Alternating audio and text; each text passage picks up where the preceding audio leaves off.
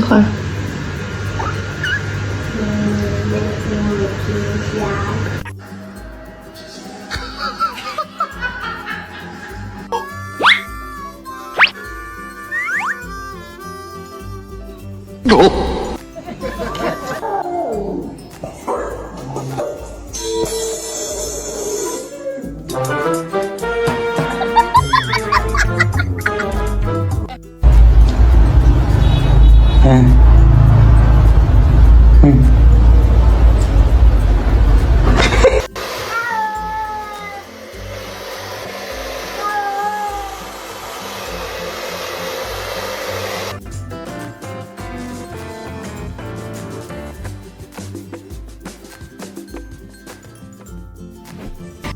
Excuse me, sir. Yes, quick question for you. Why are you so cute?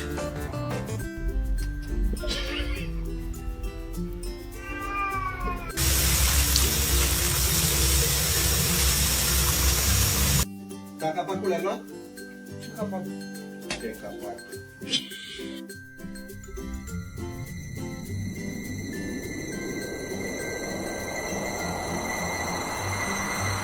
What are you doing?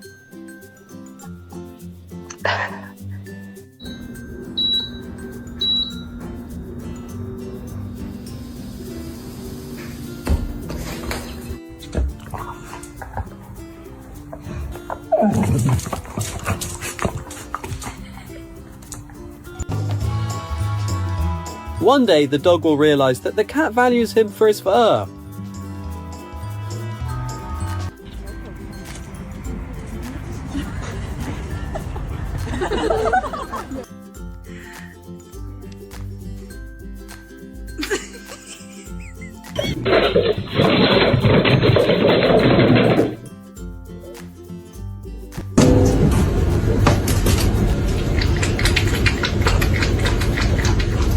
Thoughts of makeup, hindi?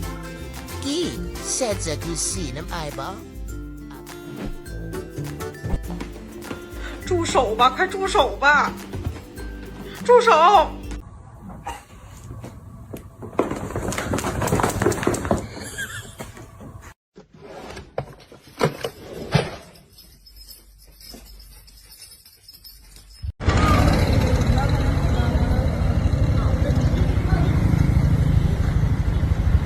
Take you to schools. Everything will be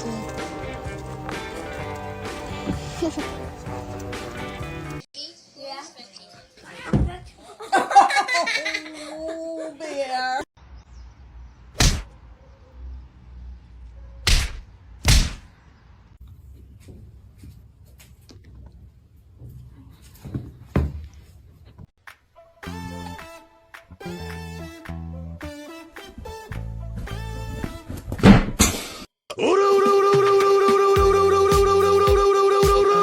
Huh?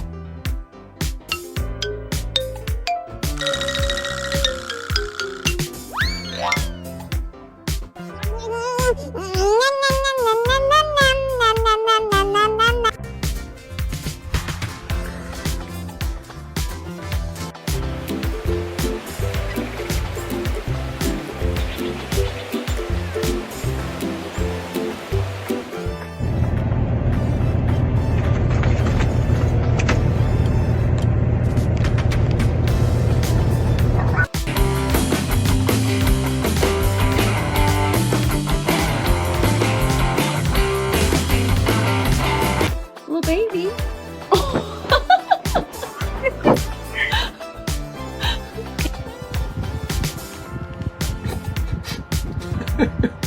I get no more goddamn bro.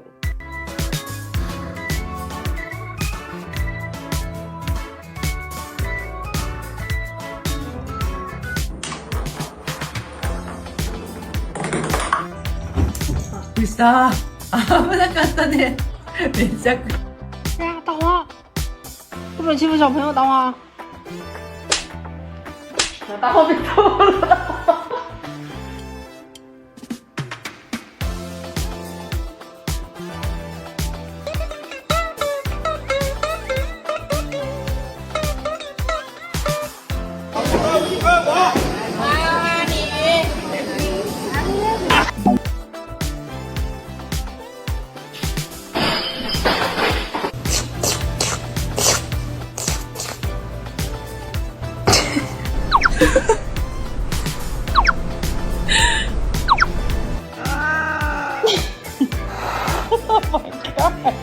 Tofu!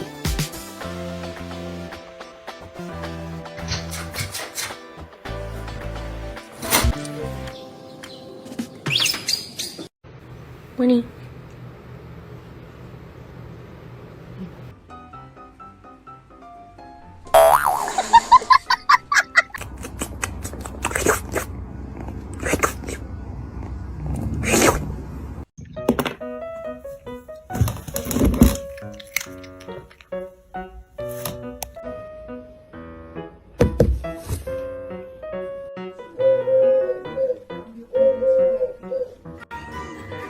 You've tried thousands of ways to crate your puppy, but this is her waiting you on the fence.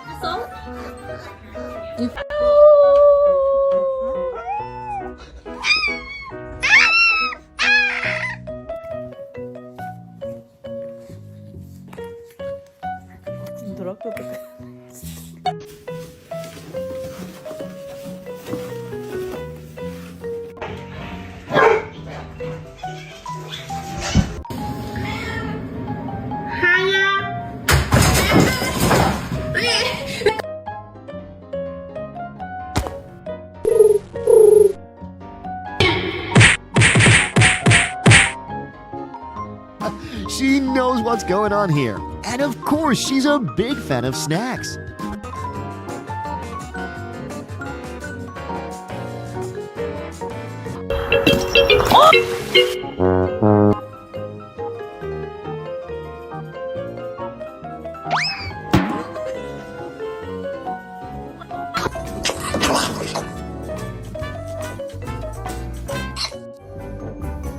Calm down, buddy. This is a tolerance training course before really becoming a mum.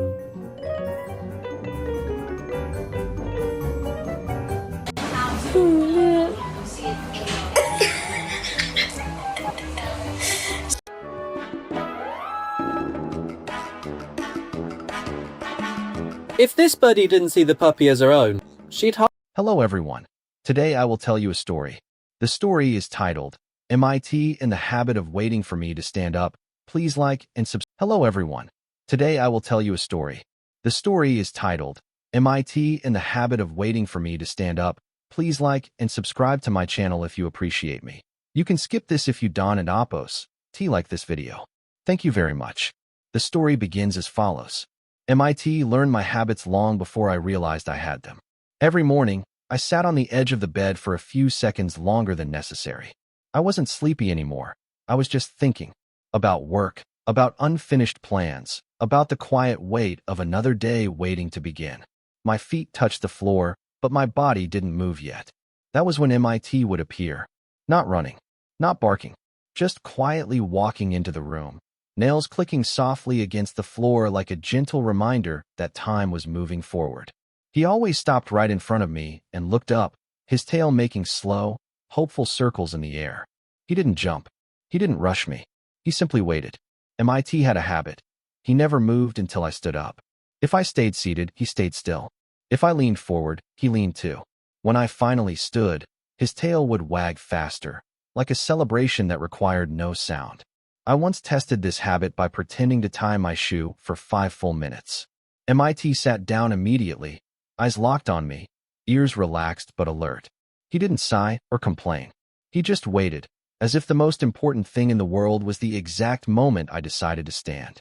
I laughed then, thinking it was cute. But it wasn't just cute. It was something deeper, something quietly loyal.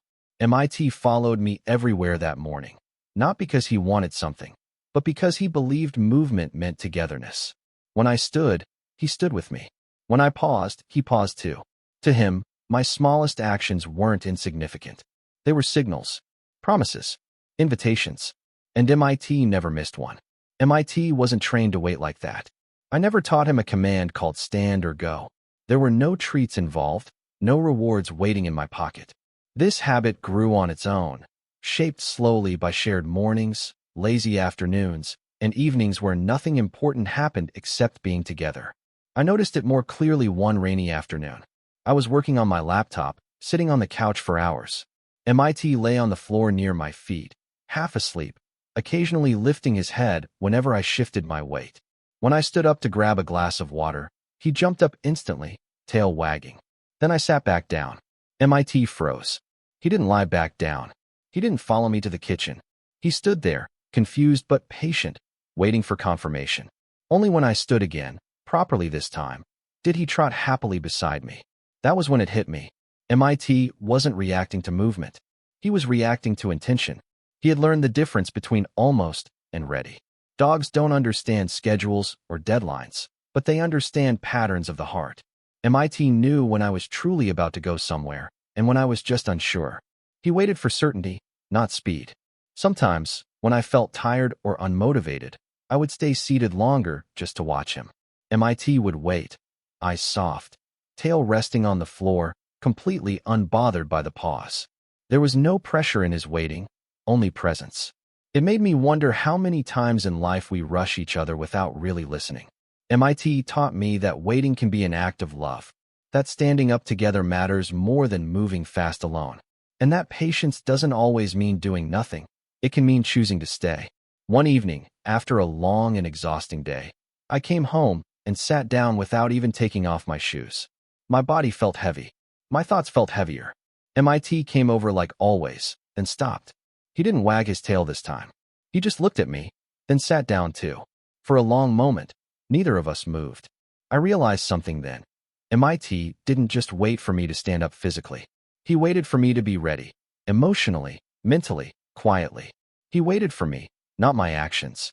Eventually, I stood up, slowly, not because I had to, but because I felt seen. MIT stood too.